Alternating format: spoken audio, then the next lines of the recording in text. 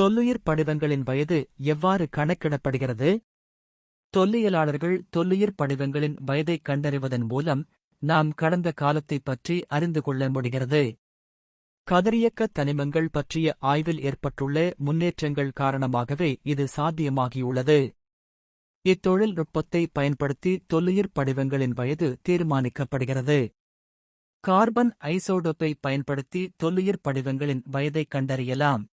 ஒரே அணு எண்ணையும் வேறுபட்ட நிறை எண்ணையும் கொண்ட ஒரே தனிமத்தின் அணுக்கள் ஐசோடோப்புகள் என்று அழைக்கப்படுகின்றன. கார்பனின் கதிரியக்க ஐசோடோப்பு கார்பன் 14 ஆகும்.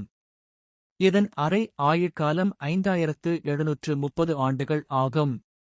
ஒரு கதிரியக்க பொருளின் அரை ஆயுட்காலம் என்பது அதன் அணுக்களில் பாதி அளவு சிதைவடைவதற்கு தேவைப்படும் காலம் என வரையறுக்கப்படுகிறது.